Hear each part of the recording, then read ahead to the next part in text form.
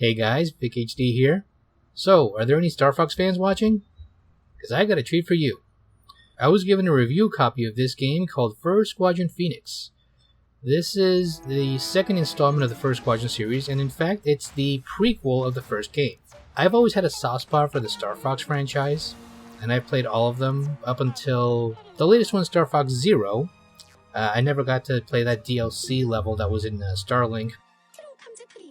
But I played most of the Star Fox games, and my personal favorites are usually Star Fox 64, hands down, as well as Star Fox Assault, which I feel like it's getting a lot more love these days.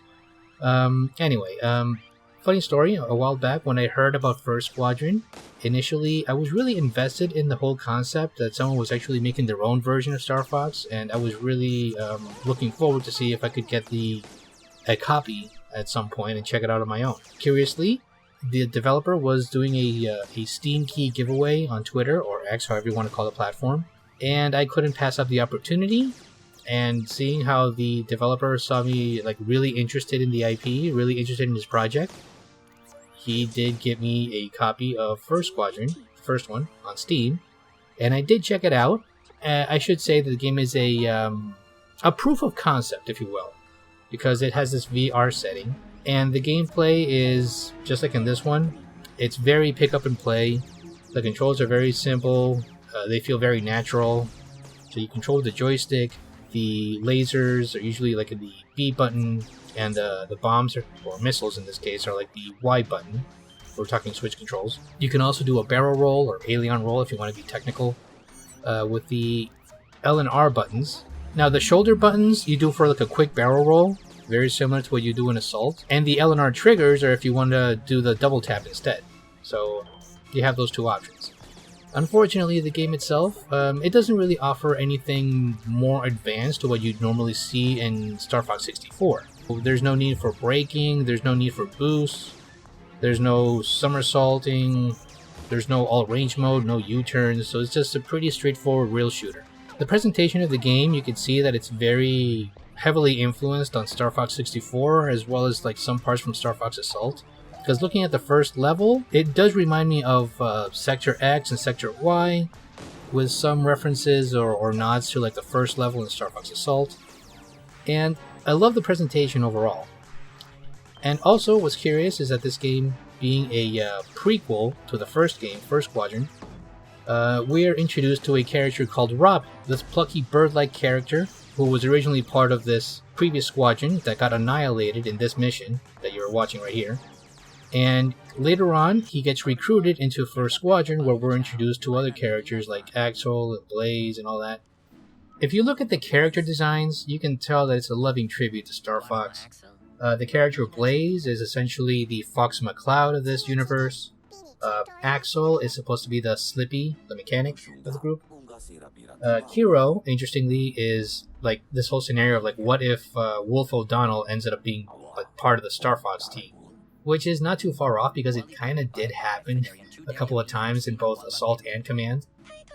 And with Robin in the mix, he's essentially the eager young space cadet version of Falco, which actually fits in rather nicely.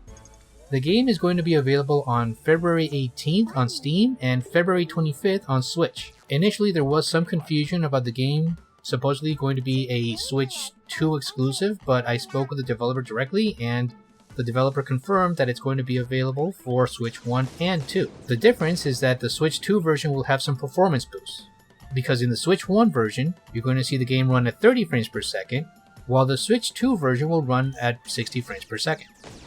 The Switch 2 version will offer a better experience overall if you really favor more of the performance and the frame rate increase, but here I am showing you the gameplay via the Switch 1, and it plays rather nicely. Now, the recording that I captured was based on the first two levels of the game, and from what I've seen so far, the game has a lot of potential, and I'm very curious to see what levels the game has to offer going forward. Now, another drawback is that the game does not have multiplayer mode, because this is simply a one-player game. Despite that, knowing that the game was developed by a small studio in Spain, I respect the amount of detail and care that was put into this project, so I really recommend you guys check this out. Additionally, the game also has a sort of a roguelike feature where you can actually power up and upgrade your spacecraft by implementing different abilities or power-ups. Since the game gets progressively harder over time, you do have to level up and power up your abilities. Let's say increase the shield, or increase the amount of missiles that you can use, or change the laser, and at some points you can also unlock other spacecrafts along the way. The game has a lock-on feature for both the laser and the missile, though the missiles are represented not by a counter but by a meter that is right underneath your health meter.